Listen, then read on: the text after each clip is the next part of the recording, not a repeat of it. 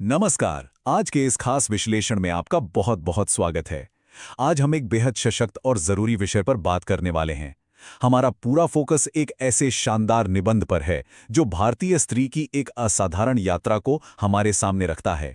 ऐतिहासिक बंधनों में जकड़े होने से लेकर आधुनिक युग की शानदार सफलताओं तक की यात्रा, 21वीं सदी में भारतीय स्त्री स्वप्न से यथार्थ तक। तो चलिए बिना किसी देरी के इस बेहतरीन सफर की शुरुआत करते हैं।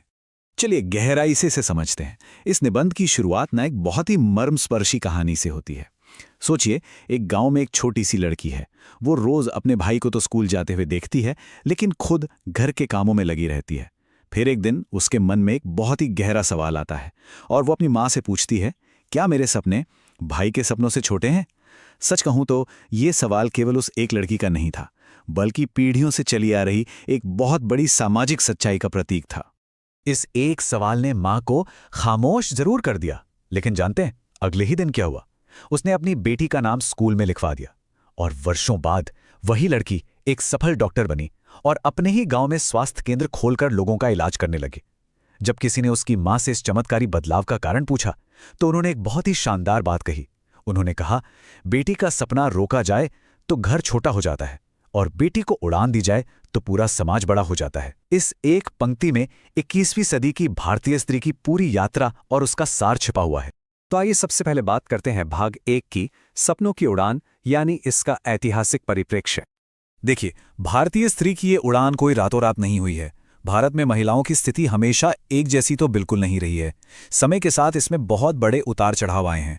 अगर हम इतिहास के पन्ने पलटें तो वैदिक काल में गार्गी और मैत्रेयी जैसी विदुषी महिलाएं थीं जो ज्ञान और दर्शन की चर्चाओं में खुलकर भाग लेती थीं।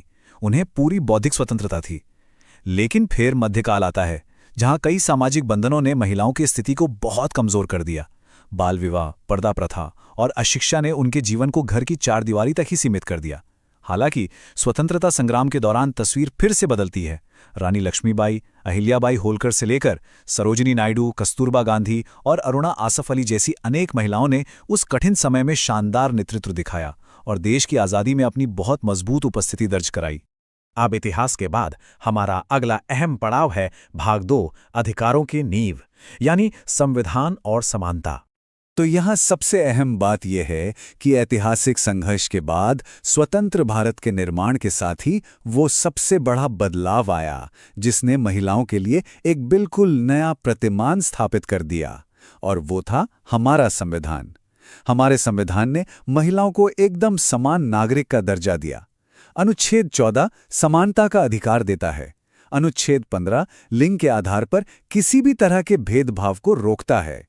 अनुच्छेद 15(3) राज्य को महिलाओं के लिए विशेष प्रावधान बनाने की ताकत देता है, और अनुच्छेद 21 गरिमा के साथ जीवन जीने का अधिकार पक्का करता है।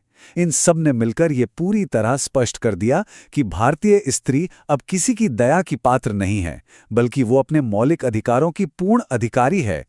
और यही वो नींव है जहां से शुरू होता है हमारा भाग 3, यथार्थ बनते सपने या 21वीं सदी की उपलब्धियां। संविधान ने जो अधिकार दिए ना, वे अब हकीकत में बदल रहे हैं। शिक्षा और अर्थव्यवस्था के मोर्चे पर आज बेटियां भारी संख्या में स्कूल और कॉलेज जा रही हैं। इंजीनियरिंग, मेडिकल, कानून, मैनेजमेंट, हर जगह। अर्थव्यवस्था में भी तस्वीर पूरी तरह बदल चुकी है। महिलाएं स्टार्टअप से लेकर ग्रामीण भारत में स्वयं सहायता समूह तक में जबरदस्त तरीके से सक्रिय हैं। 2025 के आसपास महिला श्रम भागीदारी में भी उल्लेखनीय वृद्धि दर्ज की गई है। और यहाँ एक बहुत ही शानदार बिंदु सामने आता है।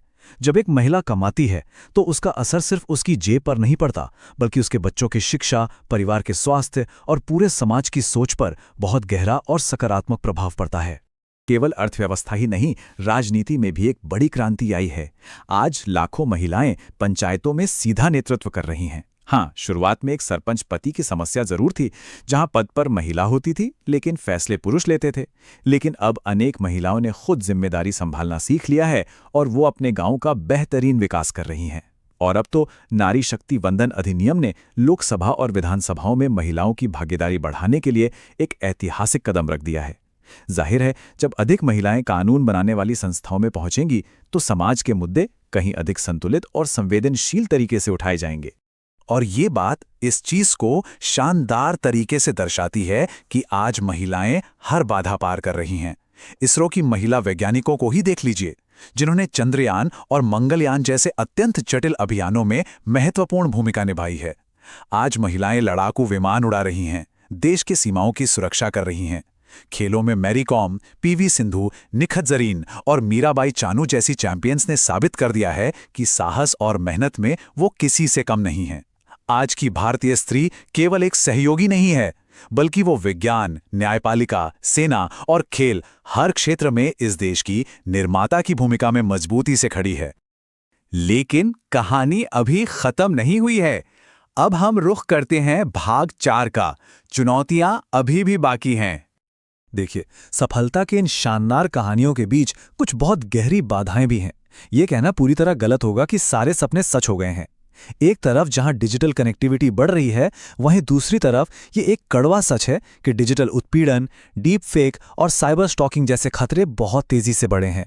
इसके अलावा घर, सड़क और कार्यस्थल पर भी सुरक्षा आज भी एक बहुत बड़ी चिंता बनी हुई है। सीधी सी बात है, यदि कोई महिला पढ़ लिखकर आगे बढ़ती है लेकिन सुरक्षित महसूस ही नहीं करती, तो यह सारा विकास अधूरा रह जाता है।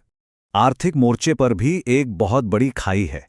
एक ओर सशुल्क पेशेवर कार्य है, तो दूसरी ओर बिना वेतन का घरेलू काम, जिसे हम अनपेड वर्क कहते हैं।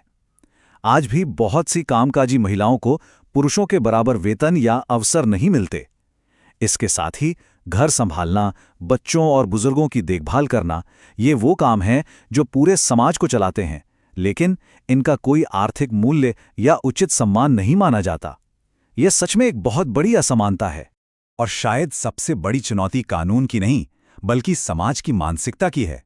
लड़की होकर इतना क्यों पढ़ना, रात में बाहर क्यों जाना, करियर से पहले शादी, ये सवाल आज भी कई घरों में गूंजते हैं। कानून जरूर बदल चुके हैं, संविधान समानता दे चुका है, लेकिन समाज की सोच को पूरी तरह बदलने में बहुत समय लग रहा है। आज भी कई परिवारों में एक बेटी की शिक्षा, उसके करियर और उसके जीवन के फैसलों पर अनावश्यक और अनुचित नियंत्रण रखा जाता है। तो इन सब चुनौतियों के बीच आखिर भारतीय स्त्री चाहती क्या है? यही हमारा अंतिम भाग है, नागरिक, देवी नहीं। अब यहाँ जो बात सबसे दिलचस्प है वो ये है कि 21वीं सदी की भारतीय स्त्री वास्तव में समाज से क्या चाहती है। वो देवी की तरह ऊंचे सिंहासन पर पूजे जाने से ज्यादा एक नागरिक के रूप में मान्यता चाहती है। वो बिल्कुल नहीं चाहती कि उसे किसी ऐसे ऊंचे दर्जे पर बिठा दिया जाए जहां व्यवहारिक समानता ही ना हो। वो सम्मान चाहती है, लेकिन सिर्फ मीठे शब्दों में नहीं, बल्कि समान अधिकारों, स्वतंत्रता के साथ सुरक्षा और समान अवसरों के रूप में। उसे पूजा नहीं, बराबरी चाहिए। ये एक बहुत ही शक्तिशाली वैचारिक बदलाव है जिसे हम सबको समझना होगा।